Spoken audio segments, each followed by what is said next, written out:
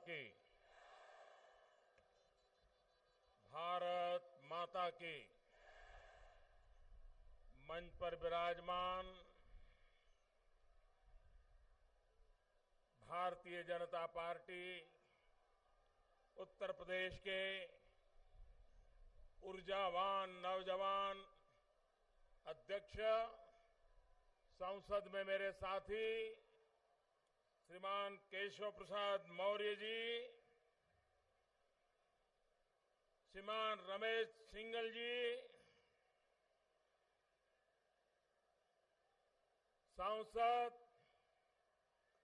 श्रीमान राजवीर सिंह, बुर्ज क्षेत्र के अध्यक्ष श्रीमान बीएल वर्मा जी, सांसद श्रीमान सतीश गौतम जी, सांसद श्रीमान राजेश दिवाकर जी, श्रीमान पुरुषोत्तम खंडेलवाल जी, कोले से भाजपा के उम्मीदवार श्रीमान अनिल पराशर जी, अनिल यहां जाइए, अंतरौली से उम्मीदवार श्रीमान संदीप सिंह, अलीगढ़ से उम्मीदवार श्रीमान संजीव राजा जी, इगलास से उम्मीदवार श्रीमान राजवीर सिंह दिलेर जी, छर्रा से उम्मीदवार श्रीमान रविंद्र पाल सिंह, बरौली से उम्मीदवार श्रीमान दिलावर सिंह, खैर से उम्मीदवार श्री अनूप वाल्मीकि जी, अलीगढ़ शहर से श्री विवेक सिंह सारस्वत जी, मेयर शकुंतला भारती जी, श्रीमान भानु प्रताप सिंह, देवराज सिंह, रजनीकांत जी और विशाल संख्या में पधारे हुए अलीगढ़ के मेरे प्यारे भाइयों बहनों, दोनों हाथ ऊपर करके पूरी ताकत से बोलिए भारत माता की, भारत माता की, भारत माता की।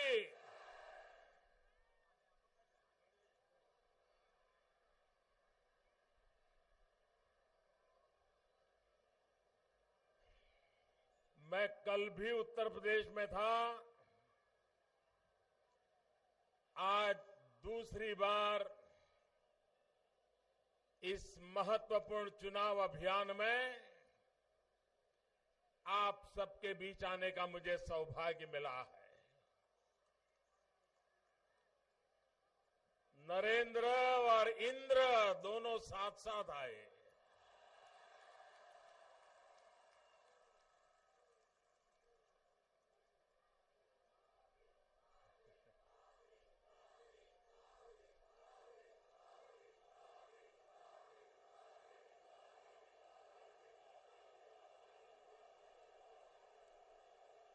मैं आज अलीगढ़ के लोगों को एक शिकायत करना चाहता हूं।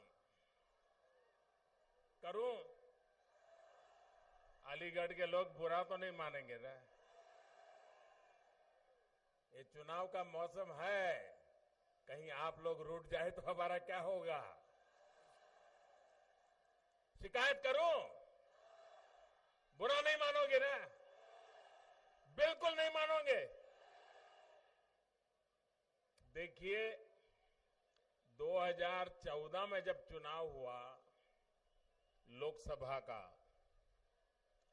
मैं स्वयं प्रधानमंत्री के नाते भारतीय जनता पार्टी का उम्मीदवार था और तब मैं अलीगढ़ आया था, इसी मैदान में आया था। मैं खुद चुनाव लड़ रहा था, लेकिन मैदान आधा भी नहीं भरा था।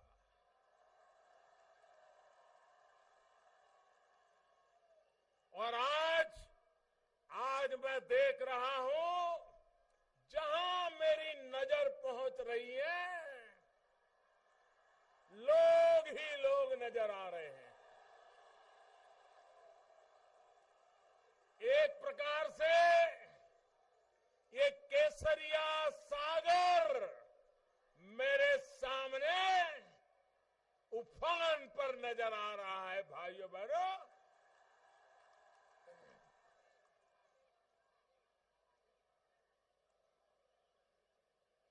जब आंधी तेज होती है ना, तेज आंधी होती है, तो छोटी उम्र का इंसान भी उस आंधी में टिक नहीं पाता, इसलिए कोई सहारा ढूंढता है। अगल बगल में पेड़ हो तो पकड़ लेता है, कोई खंभा भी नजर आ जाए तो पकड़ लेता है। भाइयों बहनों, इस बार भाजपा की आंधी तेज है कि यहां के मुख्यमंत्री किसी को भी पकड़ लेते हैं। कहीं इस आंधी में खुद ही कहीं उड़ न जाए, बह न जाए, इस चिंता में और लोगों को पकड़ने में लगे हुए हैं। लेकिन ये आंधी उनको न टिकने देगी न बचने देगी। भाइयों बहनों, उत्तर प्रदेश की जनता परिवर्तन चाहती है। उत्तर प्रदेश की जनता न्याय चाहती है, न्याय। भाइयों बहनों, खास करके मेरे नौजवानों, मेरी माताएं बहनें, मेरे छोटे कारोबारी, मेरे छोटे छोटे किसान भाई बहन, ये लड़ाई आपके न्याय के लिए लड़ाई है, ये आपको न्याय दिलाने के लिए लड़ाई है।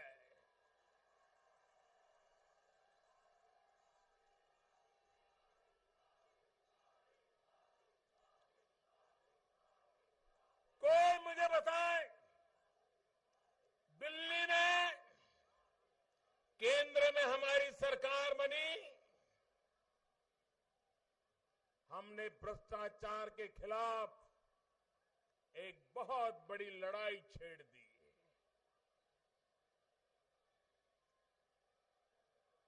किसी को भी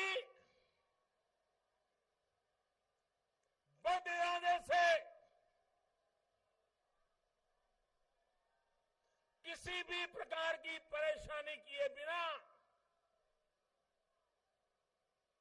भ्रष्टाचार के खिलाफ लड़ाई कैसे लड़ी जा सकती है, ये दिल्ली सरकार ने करके दिखाया। जब से आपने मुझे केंद्र में बिठाया है, एक के बाद एक कदम उठाए हैं। भाइयों बहनों, ये राजनीतिक दल तो पहले भी थे।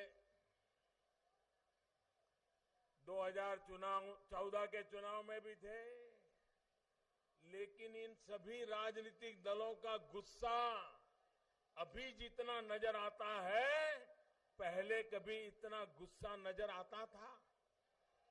मोदी पे इतना गुस्सा करते थे, मोदी को इतनी गाली देते थे। ये मिलजुल करके रोज नया फतवा निकालते हैं। कारण क्या है मालूम है?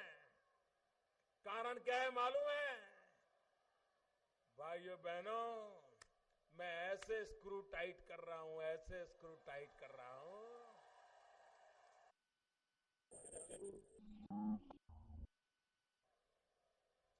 बेईमानों के प्रति उदासीनता रखने वाले, बेईमानों को प्रश्रय देने वाले, गुनहगारी को बढ़ाने वाले, या तो आंख मूंदने वाले, उन सबको लग रहा है कि 70 साल के पाप का हिसाब अब देना पड़ेगा। कोई आया है जो पापियों का हिसाब मांग रहा है।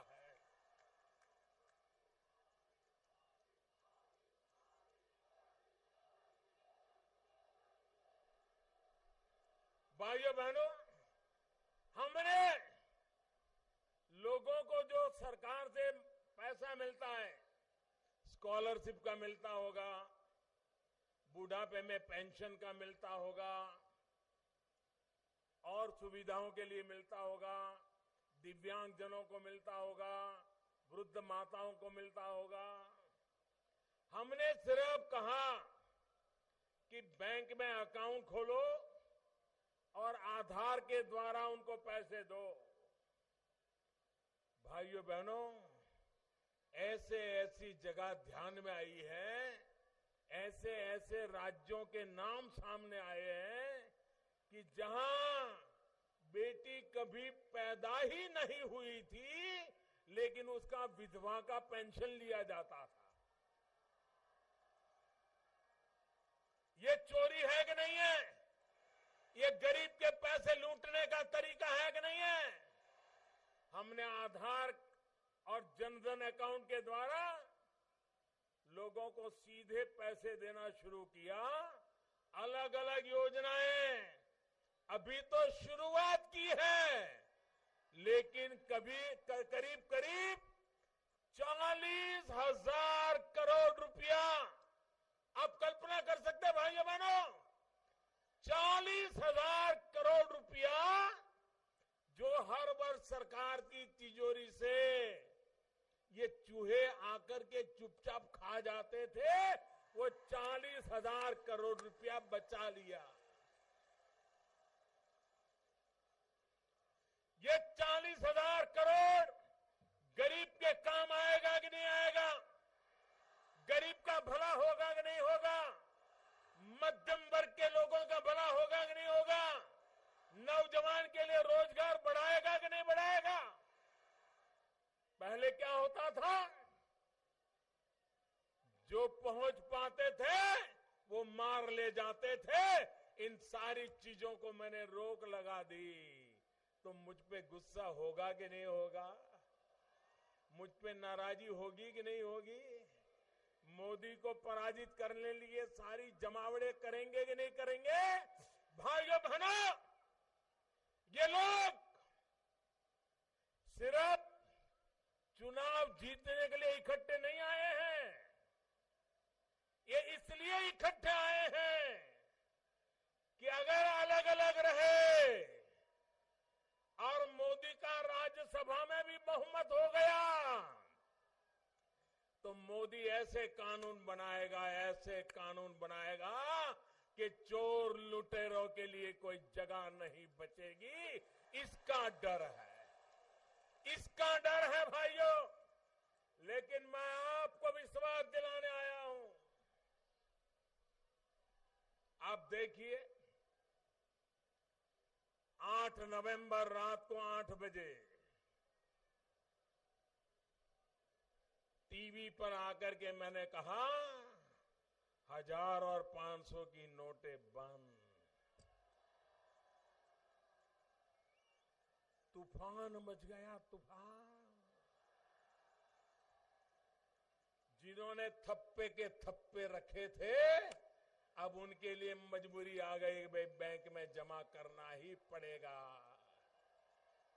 बैंक में जमा करना ही पड़ेगा। कुछ लोगों ने गंगा में बहा दिया, कुछ लोगों ने जला दिया। भाइयों बहनों,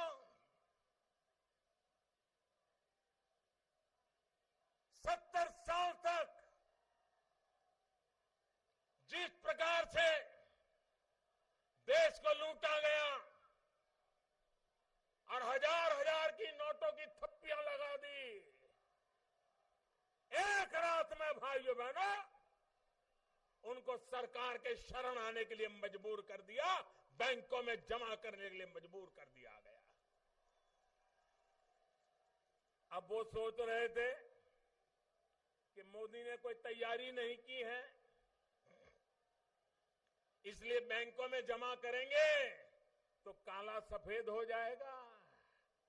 लेकिन उनको मालूम नहीं था कि मोदी ने बैंकों में पहले व्यवस्था करके रखी है कि जो जमा करेगा उसकी पूंछ कहां निकलती है, सारा कारोबार पकड़ा जाएगा, सारा कारोबार।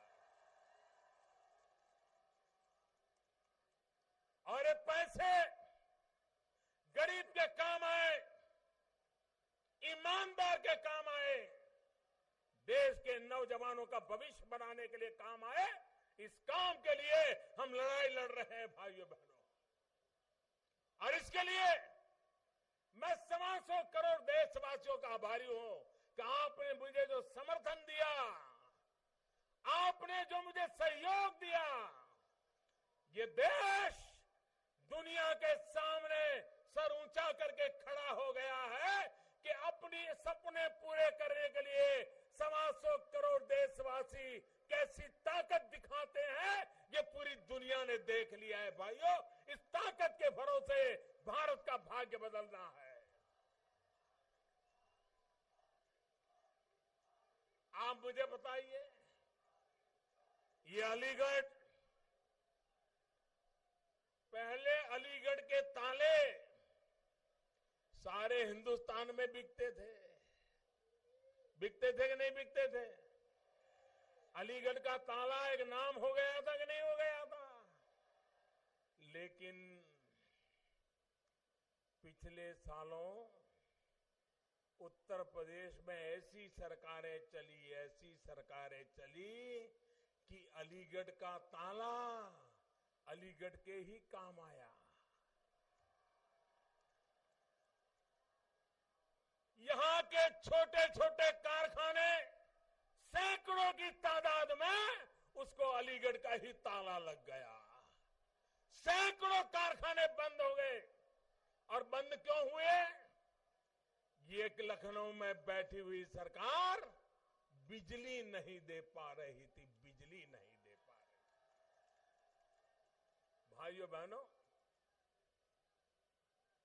उत्तर प्रदेश में बिजली का हाल ये है कि लोग अंदर अंदर बातें करते हैं। बस में जाते हो, ट्रेन में बैठे हो, दुकान के पास खड़े हो, तो लोग पूछते हैं तेरे यहां आई थी क्या? तो दूसरा कहता है नहीं, मेरे यहां तो नहीं आई, पिछले मंगल को आई थी। तो बोले हमारे यहां तो 3 दिन से आई ही नहीं है। बिजली आती ही नहीं है। और कभी बिजली आ जाए तो लोग आनंद मनाते हैं, यार आज बिजली आ गई। भाइयों बहनों, वक्त बदल चुका है और विकास की मेरी सीधी सीधी परिभाषा है। हम जब विकास की बात करते हैं तो 3 मजबूत पिलर के ऊपर विकास की इमारत बनाना चाहते हैं। जब मैं विकास की बात करता हूं, वी का मेरा मतलब है विद्युत, बिजली। का मेरा मतलब है कानून व्यवस्था। और स का मेरा मतलब है सड़क।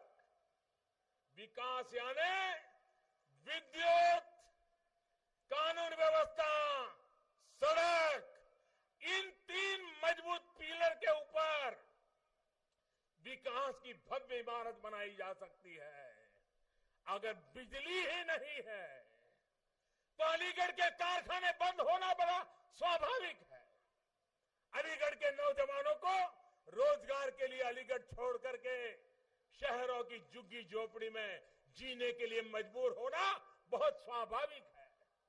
और इसलिए भाइयों बहनों, केंद्र में भारतीय जनता पार्टी की सरकार ने, आपने मुझे प्रधानमंत्री बनाया है, उत्तर प्रदेश की जनता ने मुझे प्रधानमंत्री बनाया है।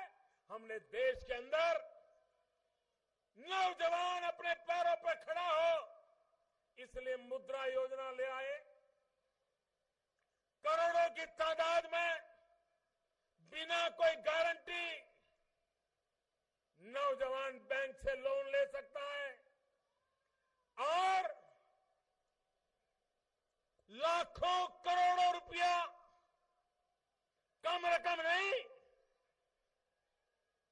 करोड़ों नौजवानों को लाखों करोड़ों रुपया चुके हैं और एक एक नौजवान अपने पैरों पर खड़ा है जो दूसरे को रोजगार देने की ताकत पे अब आगे बढ़ रहा है। एक जमाना था सामान्य मानवी को 2000, 5000, 10,000 रुपया चाहिए तो साहूकार से यहां लेने जाना पड़ता था और उसका परिणाम यह होता था कि साहूकार इतना ब्याज लेता था, गरीब मध्यम वर्ग, निम्न मध्यम वर्ग का मानवी ब्याज देते देते थक जाता था।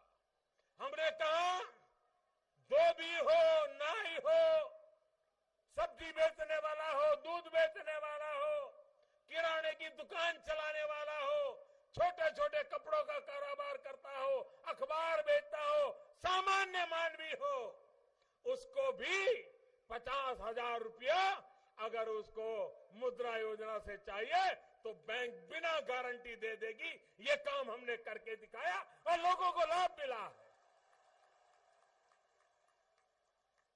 लेकिन भाइयों बहनों, उत्तर प्रदेश में सरकार को विकास में कोई लेना देना नहीं। मैं आज उत्तर प्रदेश के नौजवानों को विश्वास दिलाना चाहता हूं।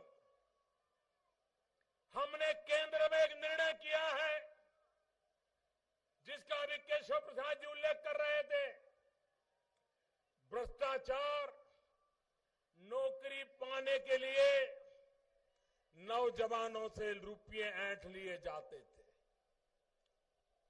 इंटरव्यू कॉल आता था, उसको भी पता था कि रिटर्न एग्जाम तो पास कर लिया, लेकिन इंटरव्यू तो पास करना होगा तो किसी की सिफारिश लगेगी, किसी की पहचान लगेगी।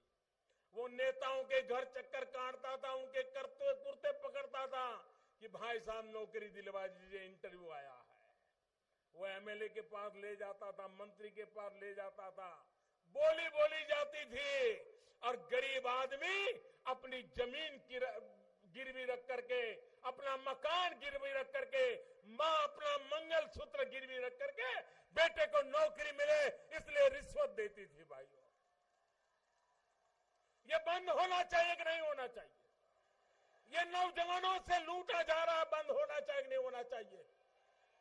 आप मुझे बताइए, दुनिया में ऐसा कोई विज्ञान है क्या कि इंटरव्यू में आप रूम में जाएं, 30 सेकंड खड़े रहें, आधी मिनट, और इंटरव्यू लेने वाले आपको देखें, आपका नाम पूछे और दूसरे दरवाजे से आप निकल जाए? क्या इतने में इंटरव्यू हो जाता है क्या? क्या इतने में आपको जान लेता है क्या? ये सारा कारोबार भ्रष्टाचार के दरवाजे थे, भ्रष्टाचार करने के अड़ंगे थे और चोर लुटेरे लोग लूटते थे। भाइयों बहनों, हमने दिल्ली में केंद्र में सरकार बनाते ही वर्ग 3 और 4, जो कि सरकार में सबसे ज्यादा लोग वही होते हैं, इंटरव्यू लेना ही बंद कर दिया।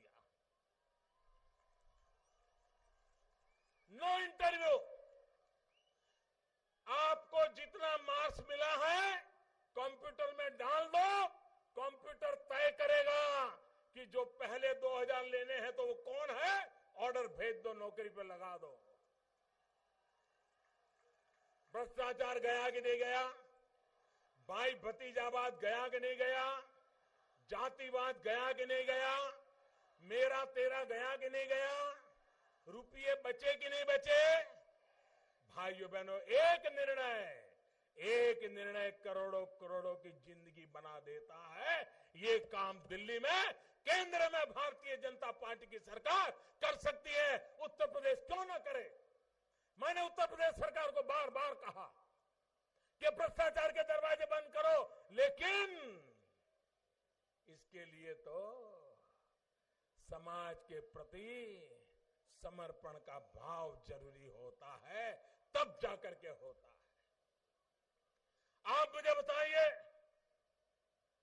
नौकरी पाने के लिए किसी विशेष जाति में जन्म लेना जरूरी है क्या? किसी विशेष जाति में जन्मे नहीं तो नौकरी नहीं मिलेगा, ये क्या हिंदुस्तान का संविधान कहता है क्या? आप मुझे बताइए, आप लोगों को नौकरी में अन्याय हुआ है कि नहीं हुआ है? जाति के आधार पर अन्याय हुआ है कि नहीं हुआ है? भाइयों बहनों, ये जो नौकरियों की भर्तियों में भ्रष्टाचार हुआ है, लखनऊ में हमारी सरकार बैठने के तुरंत बाद एक एक नौजवान को न्याय दिलाने के लिए हम कानूनी प्रक्रिया करेंगे और नौजवानों को न्याय दिला करके रहेंगे।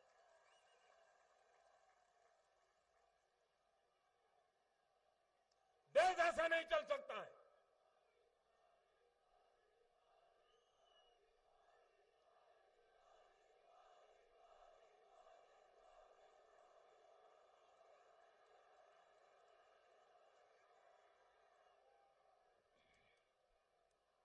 भाइयों बहनों,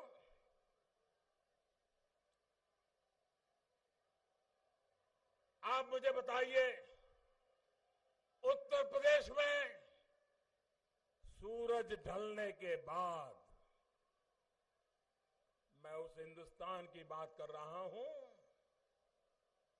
जिसके पूर्वजों के पराक्रम की दुनिया में गुणगान होता करते। आप मेरे दिल को आवाज दीजिए दोस्तों, माताएं बहनें मुझे विशेष रूप से आवाज दे, आशीर्वाद दे। मैं आपसे पूछता हूं, क्या उत्तर प्रदेश में सूरज ढलने के बाद, क्या उत्तर प्रदेश में सूरज ढलने के बाद कोई बहन बेटी अकेली घर के बाहर जा सकती है क्या? जा सकती है क्या? जा सकती है क्या? क्या माताओं बहनों को सुरक्षा मिलनी चाहिए कि नहीं मिलनी चाहिए? माताओं बहनों की रक्षा होनी चाहिए कि नहीं होनी चाहिए? ये गुंडागिर्दी खत्म होनी चाहिए कि नहीं होनी चाहिए? ये गुंडागिर्दी करने वालों को, राजस्व देने वालों को सजा मिलनी चाहिए कि नहीं मिलनी चाहिए? और इसलिए मेरे अलीगढ़ के भाइयों बहनों, मैं पूरे उत्तर प्रदेश को आज कहना चाहता हूं, उत्तर प्रदेश को गुंडागिर्दी से बचाइए। एक बार एक गुंडागिर्दी को आश्रय देने वाले राजनेताओं को निकालोगे तो अपने आप बहन बेटियों की सुरक्षा की गारंटी बन जाएगी। भाइयों बहनों,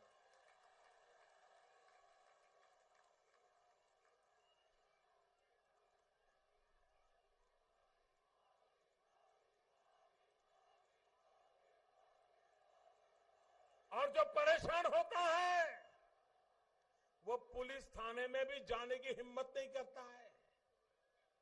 अगर पुलिस थाने में जाए शिकायत करने के लिए और पता चले कि वो गुंडा तो किसी नेता का साथी है, तो फरियादी को ही 2 डंडे मारे जाते। भाइयों बहनों, ये सब कुछ बदलना है। उत्तर प्रदेश ने मुझे इतना प्यार दिया है, मुझे भी उत्तर प्रदेश को कुछ देना है। इसलिए भाइयों बहनों, ये बदलना है। आप मुझे बताइए,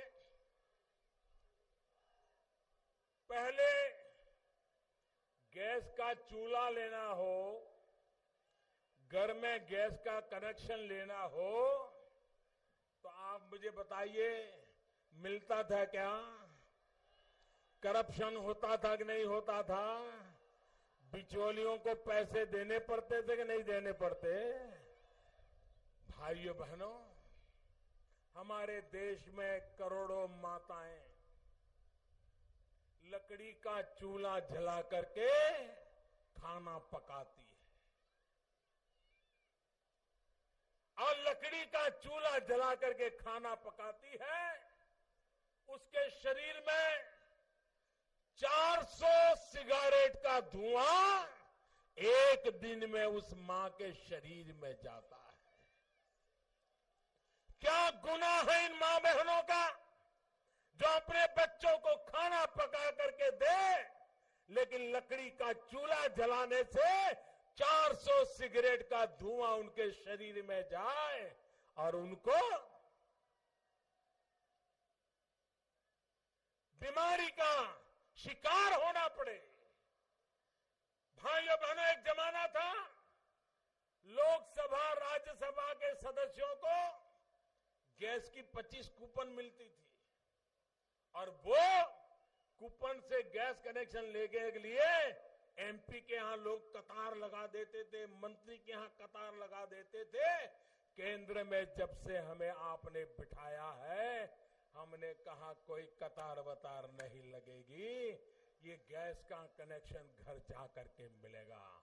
भाइयों बहनों, गरीबों को अब तक, अभी तो योजना 6 महीने पहले शुरू की है, अब तक 1,80,00,000 गरीब परिवारों में गैस का चूल्हा, गैस का कनेक्शन दे दिया।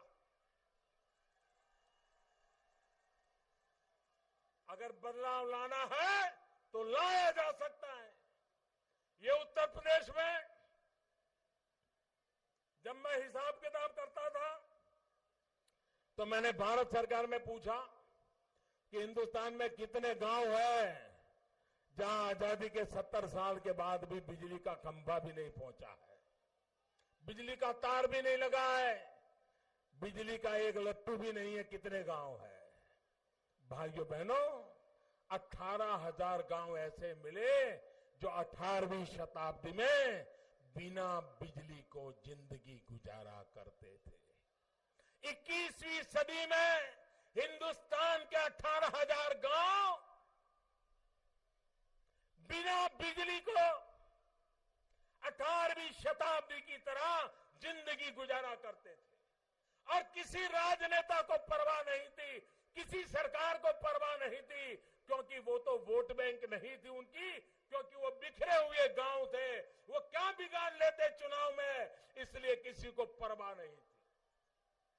मैंने सरकार के अधिकारियों को बताया 1000 दिन में समय दिया उनको, 1000 दिन में 18,000 गांवों में बिजली का खंभा लग जाना चाहिए, तार लग जाना चाहिए, बिजली का लट्टू चालू होकर के दिखाना होगा। भाइयों बहनों, मुझे दुख के साथ कहना पड़ेगा, उसमें सबसे ज्यादा गांव उत्तर प्रदेश के थे जो 18वीं शताब्दी में जी रहे थे। मैंने बीड़ा उठाया और उत्तर प्रदेश के उन गांवों में बिजली पहुंचाई। अब सिर्फ, और अभी तो 1000 दिन पूरे नहीं हुए, बड़ी मुश्किल से 50-60 गांव बाकी है, ऐसा मुझे बता रहे हैं। भाइयों बहनों, आने वाले दिनों में वो काम भी पूरा हो जाएगा। ऐसे दिल्ली में बैठी हुई सरकार काम करती।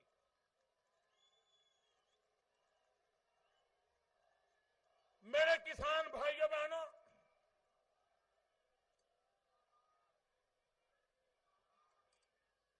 कोई ऐसा वर्ष गया है जब गन्ना किसानों को समय पर भुगतान हुआ हो, किसानों को पैसे मिले हो, ऐसा कभी हुआ है? 2014 में जब मैं चुनाव लड़ रहा था लोकसभा का, इस सारे इलाके में सब मेरे कान में कहते थे, साहब गन्ना किसानों का रुपया बकाया है, कुछ कीजिए। तब मैंने चुनाव में कहा था कि एक बार दिल्ली में हमारी सरकार बनने दो, ये पुराना बकाया जो है उस पर मैं प्राथमिकता के आधार पर जांच पड़ताल करूंगा और क्या हो सकता है मैं करूंगा।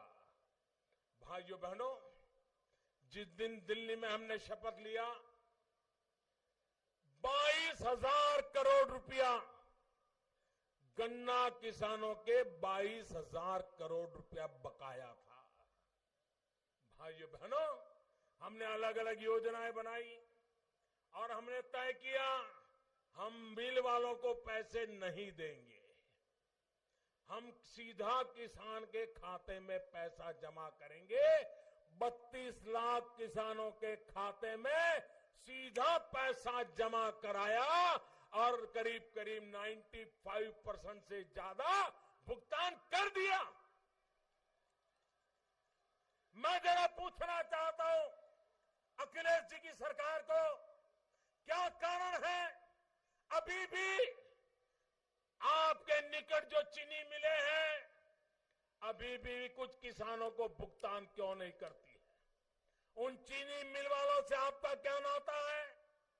आपकी सरकार अपने कानून नियमों का उपयोग करके गन्ना किसानों को पैसे क्यों नहीं दिलवाती है? भाइयों बहनों, बगल में हरियाणा है, हरियाणा में भी गन्ना किसान है। उत्तर प्रदेश से हरियाणा में भाजपा सरकार है, गन्ना किसानों को ज्यादा पैसे देती है और गन्ना किसानों से समय पर भुगतान का काम कर सकती है। अगर भाजपा की सरकार हरियाणा में कर सकती है तो उत्तर प्रदेश में अखिलेश जी की सरकार क्यों नहीं करती है? मैं उत्तर प्रदेश भारतीय जनता पार्टी के नेताओं का अभिनंदन करता हूं। बहुत महत्वपूर्ण उन्होंने घोषणा की है। उन्होंने कहा है कि गन्ना किसानों को 14 दिन में भुगतान कर दिया जाएगा। 14 दिन में भुगतान, बहुत बड़ा फैसला है। उत्तर प्रदेश भारतीय जनता पार्टी बधाई की अधिकारी है, इतना बड़ा फैसला किया है। मैं उनको और भी एक बधाई देता हूं। उन्होंने छोटे और मझले किसानों की कर्ज माफी की भी घोषणा की है और मुझे विश्वास है सरकार बनते ही पहला काम इन किसानों के कर्ज के विषय में भारतीय जनता पार्टी ने जो घोषणा की है उसको लागू करके रहेंगे। भाइयों बहनों, उत्तर प्रदेश हमारा किसान गेहूं पैदा करता है, उत्तर प्रदेश का हमारा किसान धान पैदा करता है। क्या कारण है कि उत्तर प्रदेश की सरकार जो दाम भारत सरकार तय करती है उस मूल्य के आधार पर गेहूं खरीदने से कतराती क्यों है? धान खरीदने से कतराती क्यों है? किसानों को उसके नसीब पर क्यों छोड़ दिया जाता है? व्यापारियों को, किसानों को लूटने का मौका क्यों दिया जाता है? सरकार इंटरवीन क्यों नहीं करती है? भाइयों बहनों, बगल में हरियाणा, गेहूं की खेती वहां भी होती है। जो किसान उत्पादन करता है करीब करीब 70% अनाज खुद सरकार खरीदती है, उचित मूल्य पे खरीदती है। किसान को कोई लूट नहीं सकता है। मध्य प्रदेश में भारतीय जनता पार्टी की सरकार है, 60-65% माल सरकार खरीदती है। छत्तीसगढ़ में भारतीय जनता पार्टी की सरकार है, चावल की खरीदी 60-70% भारतीय जनता पार्टी की सरकार करती है। और आपको पता है भाजपा की सरकार उचित मूल्य पर 60%, 70% किसानों की पैदावार खरीद करती है। लेकिन उत्तर प्रदेश में किसानों ने नाम पर वोट मांगने वाली अखिलेश जी की सरकार कितना करती होगी बताइए? भाजपा वाले 60% करते हैं, ये कितना करते होंगे? 50 नहीं करते हैं, 40 नहीं करते हैं। आपको जान करके दुख होगा मेरे किसान भाइयों, जाग जाओ, जाग जाओ। आपको अंधेरे में रखा है, कैसे लूटा है, कैसे बर्बाद किया है आपको, आप जान करके हैरान हो जाओगे। सिर्फ 3% खरीदी ये उत्तर प्रदेश की सरकार करती है। किसान को उसके नसीब पर छोड़ दिया जाता है। आप हमें मौका दो, हम स्थिति बदल के रखेंगे भाइयों, ये स्थिति बदल के रखेंगे। हमने गन्ना किसान, दुनिया में चीनी का दाम मर जाए, गन्ना किसान मर जाए। दुनिया में चीनी इधर उधर हो जाए, गन्ना किसान मर जाए। हमने निर्णय किया हम गन्ना किसान की मदद करने के लिए इथेनॉल बनाने का अभियान चलाया। 25 करोड़ लीटर इथेनॉल बना करके हमने गन्ना किसानों को बड़ी मदद की और विदेशों से जो तेल आता था उसको कम करने में इथेनॉल ने बहुत बड़ी मदद की। किसान को कैसे बचाया जा सकता है ये हमने करके दिखाया है। आप मुझे बताइए, कभी यूरिया के लिए किसान को रात रात कतार में खड़ा रहना पड़ता था कि नहीं खड़ा रहना पड़ता? यूरिया मांगने पर मिलता था क्या? किसान को यूरिया चाहिए तो ब्लैक में लेना पड़ता था कि नहीं लेना पड़ता था?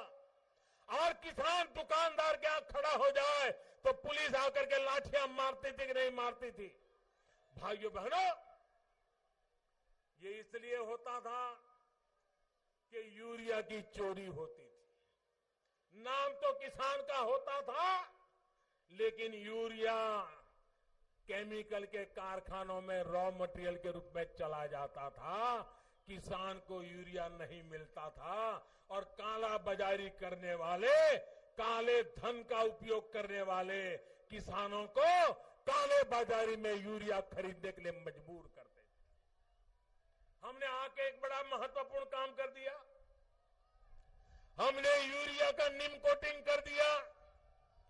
यूरिया का निम कोटिंग कर दिया, 100% निम कोटिंग कर दिया। और जब यूरिया का निम कोटिंग हो गया तो अब वो यूरिया खेती के सिवाय किसी के भी काम नहीं आता है। फैक्ट्री में काम नहीं आ सकता है, केमिकल के रॉ मटेरियल के लिए काम नहीं आ सकता है। यूरिया की चोरी अटक गई। किसान को यूरिया आवश्यकता के अनुसार मिलने लगा। किसान का ब्लैक मार्केटिंग से यूरिया खरीदना बंद हो गया। किसान का खर्चा कम हो गया। आप मुझे बताइए, एक निर्णय किसानों की जिंदगी बदलता है कि नहीं बदलता है? बदलता है कि नहीं बदलता है? बदलता है कि नहीं बदलता है? और इसलिए भाइयों बहनों, एक बार हमें सेवा का अवसर दो। हम उत्तर प्रदेश को आपकी सपनों का उत्तर प्रदेश बना करके रखेंगे। ये मैं कहने आया हूं भाइयों।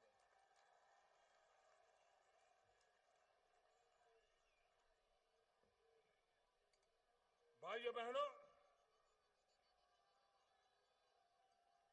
मैं मेरे दलित भाइयों से विशेष रूप से ये कहना चाहता हूं, हमारे देश में दलितों के नाम पर वोट की राजनीति करने वालों ने बाबा साहब आंबेडकर का कैसा अपमान किया है वो हम भली भांति जानते थे। जब तक कांग्रेस की सरकार थी, बाबा साहब आंबेडकर को भारत रत्न नहीं दिया गया।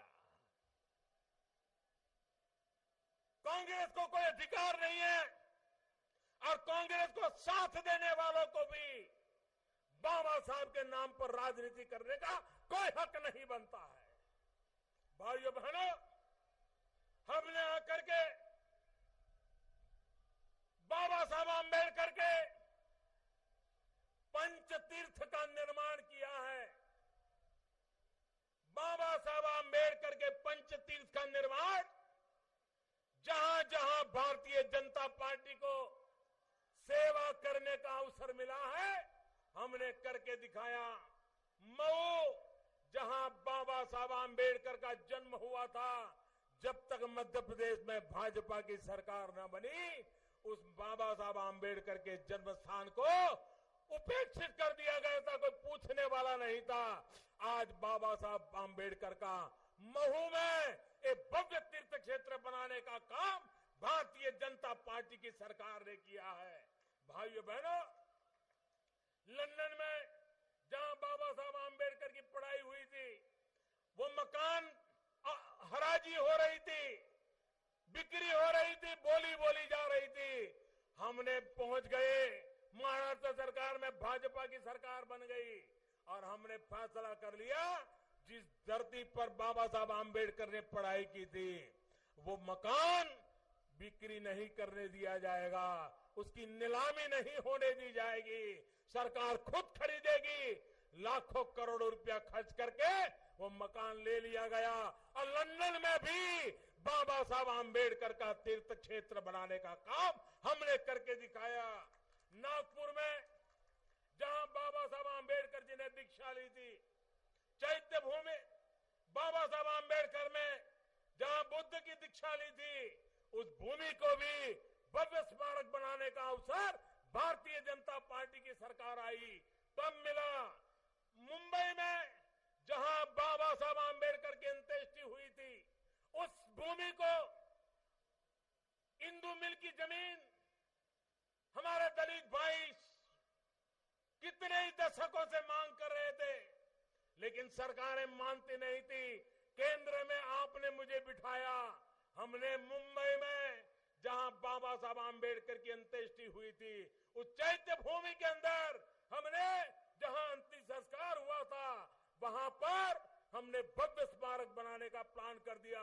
मैं खुद जाकर के शिलान्यास करके आया था। पूरी हिंदू मिल की जमीन हमने बाबा साहब आंबेडकर स्मारक के लिए गा दी। पूरे मुंबई में एक भव्य स्मारक पूरे हिंदुस्तान को प्रेरणा देगा। दुनिया के न्याय के लिए लड़ने वालों के लिए प्रेरणा की वो भूमि बन जाएगी। मुंबई में, नागपुर में, मऊ में, लंदन में और दिल्ली में भी जिस मकान में बाबा साहब आंबेडकर रहते थे, अटल बिहारी वाजपेयी की सरकार ने निर्णय किया था। बाद में जितनी सरकारें आई उस काम को रोक दिया। फिर से केंद्र में हमारी सरकार आई, हमने आगे बढ़ाया और वो 5वां तीर्थ भी निर्माण होकर के खड़ा हो जाएगा। बाबा साहब आंबेडकर के लिए पंच तीर्थ बनाने का काम करने वाला अगर कोई है तो भारतीय जनता पार्टी की प्रतिबद्धता है। दलित, पीड़ित, शोषित, वंचित के लिए काम करना ही हमारा इरादा है। इसी का परिणाम है कि हमने करके दिखाया है। भाइयों बहनों, जब हमने डीमोनेटाइजेशन किया, 500,000 की नोट बंद की, रीमोनेटाइजेशन का काम भी चल रहा है, साथ साथ हमने ई मोनेटाइजेशन का भी काम शुरू किया। और इसलिए हमने डिजिटल करेंसी, ऑनलाइन पेमेंट, डिजी धन, उसको भी बल देने की दिशा में काम शुरू किया। तो हमने जो ऐप बनाई वो भी इस देश के महापुरुष भीमराव बाबा साहब आंबेडकर के नाम पर भीम ऐप बनाई। आज करोड़ों लोग अपने मोबाइल फोन पर भीम ऐप डाउनलोड करके अपने मोबाइल फोन को एक बैंक बना देते हैं और अपना पूरा आर्थिक कारोबार भीम ऐप के द्वारा कर रहे हैं। जब हमने भीम ऐप बनाई तो भी जो आंबेडकर के नाम पर राजनीति करने वाले लोग हैं उनके पेट में चूहे दौड़ने लग गए, परेशान हो गए। ये मोदी होता कौन है? ऐप बनाए तो भी भीम का नाम लेता है, आंबेडकर का नाम लेता है। अरे भीमराव आंबेडकर थे जिन्होंने रुपये पर सालों पहले थीसिस लिखी थी। भीमराव आंबेडकर थे, वो पढ़ लिख करके एक बहुत उत्तम इकोनॉमिस्ट के रूप में उन्होंने जगह बनाई थी। ये भीमराव आंबेडकर थे जिनकी सोच थी, जिस पे से रिजर्व बैंक ऑफ इंडिया का जन्म हुआ था। जिस आदमी ने इतना बड़ा आर्थिक चिंतन किया हो, ऐसे महापुरुष के नाम से अगर हिंदुस्तान की नई अर्थव्यवस्था भीम ऐप के नाम से चलती है तो हमें इसका गर्व है। जिसको पीड़ा होती है होती रहे, हम इस काम को आगे बढ़ाने वाले लोग। भाइयों बहनों, उत्तर प्रदेश आप जानते हैं, अगर हम बजट में घोषित करें कि 10,000 करोड़ रुपया लोगों को दे दिया जाएगा तो चारों तरफ तालियां बजेगी कि नहीं बजेगी? बजेगी कि नहीं बजेगी? बजेगी नहीं बजेगी? भाइयों बहनों, हमने एक ऐसा काम किया, कुछ भी घोषणा किए बिना, कोई भी गाजे बाजे के बिना, हिंदुस्तान के सामान्य मानवी के जेब में पूरे देश में मिलाकर के 10,000 करोड़ रुपयों की बचत हुई एक साल में। और एक साल नहीं, हर वर्ष ये बचत होने वाली है, 10,000 करोड़ रुपया। आपको लगेगा ये मोदी ने क्या जादू किया? ये कैसा जादू है कि हमें यार पता भी नहीं चला और पैसा बच गया? भाइयों बहनों, हमने पूरे देश में एलईडी बल्ब लगाने का बड़ा अभियान चलाया। एलईडी बल्ब, पहले कांग्रेस के जमाने में एलईडी बल्ब मिलता था 300, 350, पौने 400 में। हमने नियमों का उपयोग किया, बारीकी से देखा और सिर्फ 70-80 रुपये में एलईडी बल्ब बाजार में ला करके खड़ा कर दिया।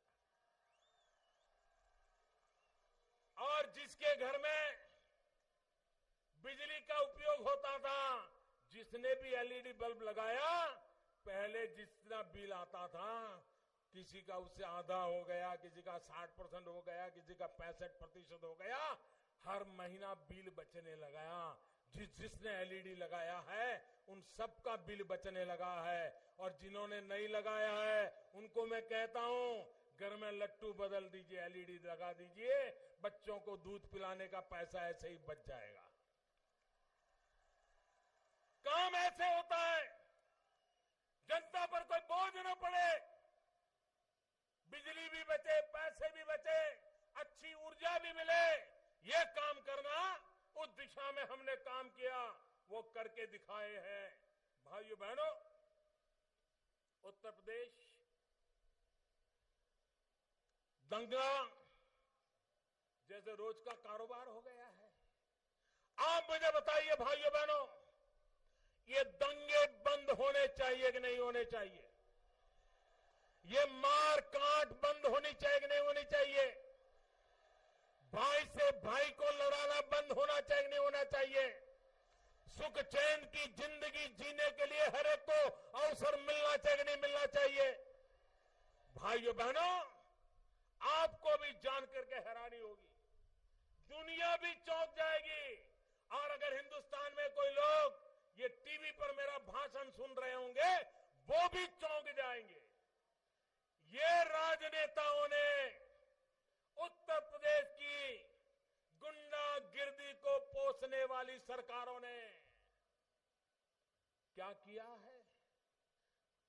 यहां पर दो सरकारें एक दूसरे से स्पर्धा करती हैं। मायावती जी की सरकार कहती है मैं साइकिल वालों से आगे निकल जाऊंगी, साइकिल वाले कहते हैं नहीं हम तुमसे आगे निकल जाएंगे। दोनों के बीच में स्पर्धा होती है, किस बात की होती है? पहले मायावती जी के समय में 3 महत्वपूर्ण देश सामान्य मानव की सुरक्षा के मुद्दे, गंभीर प्रकार के 3 गुना, उसमें उत्तर प्रदेश देश में नंबर 1 था। मायावती के जमाने में पूरे देश में सबसे ज्यादा 3 प्रकार के गंभीर गुना, सबसे पहला नंबर गुनाहगारी में उत्तर प्रदेश का था। फिर ये नौजवान आए, उनको लगा मैं पीछे क्यों रह जाऊं, मायावती का 3 था, इन्होंने 5 कर दिया। पांचों जो प्रमुख गुना माने जाते हैं, इन 5 प्रमुख गुना के अंदर आज उत्तर प्रदेश देश में पहले स्थान पर पहुंचा दिया गया है। भाइयों बहनों, उत्तर प्रदेश में ये 5 प्रमुख जो गुना है, एक दिन में, मैं लंबी बात नहीं करता हूं, एक दिन में 7,650 वारदात होती है। 7,650 उत्तर प्रदेश में एक दिन में। उत्तर प्रदेश में एक दिन में 24 मां बेटियों पर बलात्कार होता है। एक दिन में उत्तर प्रदेश में 24 मां बेटियों पर बलात्कार होता है। उत्तर प्रदेश में 24 घंटे में 21 मां बेटियों पर बलात्कार करने का प्रयास होता है। आप मुझे बताइए, ये माताओं बहनों की रक्षा होनी चाहिए कि नहीं होनी चाहिए? ये बलात्कारियों को सजा मिलनी चाहिए कि नहीं मिलनी चाहिए? ये गुनाहखोरी बंद होनी चाहिए कि नहीं होनी चाहिए? भाइयों बहनों, उत्तर प्रदेश में एक दिन में 13 हत्याएं होती हैं। 13 हत्याएं, एक दिन में 13 हत्याएं। एक दिन में 33 अपहरण होते हैं, किडनैपिंग होते हैं। एक दिन में उत्तर प्रदेश में 19 दंगे होते हैं। उत्तर प्रदेश में एक दिन में 136 चोरी की घटनाएं घटती है। और ये तो जो लोग हिम्मत करके पुलिस थाने में जाकर के लिखवा पाते हैं उनकी बातें हैं। जो लिखवा नहीं पाते, पुलिस थाने तक जा नहीं पाते, वो हिसाब तो अलग ही है। भाइयों बहनों, आप मुझे बताइए, ये कलंक मिटना चाहिए कि नहीं मिटना चाहिए? ये मुट्ठी भर लोग बेखौफ होकर के, राजनेताओं का आश्रय पाकर के सामान्य व्यक्तियों की हत्या करना, लूट करना, अपराध करना, ये उनका पैशन बन गया है। इसे रोकना है। और इसलिए मेरे अलीगढ़ के भाइयों बहनों, इसलिए मेरे उत्तर प्रदेश के भाइयों बहनों, ये गुंडागिर्दी, ये जमीन माफिया, ये भू माफिया, ये खनिज माफिया, ये अपहरण करने वाले माफिया, ये माताओं बहनों पर बलात्कार करने वाले माफिया, इन सबको उत्तर प्रदेश से निकालना है भाइयों। या तो वो जेलों में होंगे या उत्तर प्रदेश की धरती पर कदम रखने की हिम्मत नहीं करेंगे। ये करके रहना है। और इसलिए उत्तर प्रदेश को स्कैम से मुक्त करना है। उत्तर प्रदेश को स्कैम से मुक्त करना है। उत्तर प्रदेश से स्कैम नहीं चाहिए। उत्तर प्रदेश को कमल चाहिए। उत्तर प्रदेश को उज्जवल भविष्य चाहिए। उत्तर प्रदेश के नौजवान को रोजगार चाहिए। उत्तर प्रदेश के किसान को सिंचाई चाहिए। उत्तर प्रदेश के बच्चों को पढ़ाई चाहिए। उत्तर प्रदेश के नौजवान को कमाई चाहिए। उत्तर प्रदेश के बुजुर्गों को दवाई चाहिए। ये करने के लिए भारतीय जनता पार्टी की सरकार आपके पास आई है।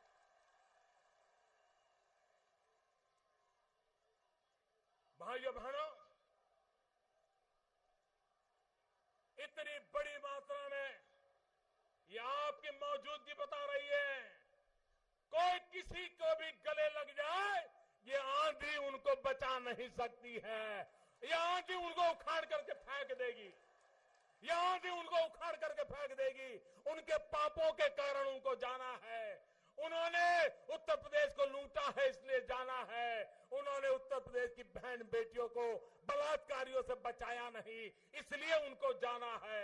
और इसलिए भाइयों बहना, ऐसे लोगों को हटाइए, ऐसे लोगों से उत्तर प्रदेश को बचाइए। इसीलिए मैं आपसे मांग करने आया हूं, बड़ी भारी मात्रा में भारतीय जनता पार्टी के सभी विधायकों को भारी बहुमत से विजयी बनाए। मेरे साथ मुट्ठी बंद करके बोलिए, भारत माता की।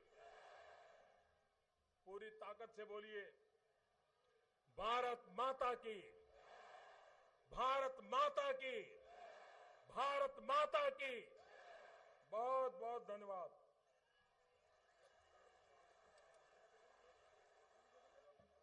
आज की इस सभा में आदरणीय मोदी जी और भारतीय जनता पार्टी का नेतृत्व बड़ी संख्या में आए सभी बंधुओं का बहुत बहुत धन्यवाद व्यक्त करता है।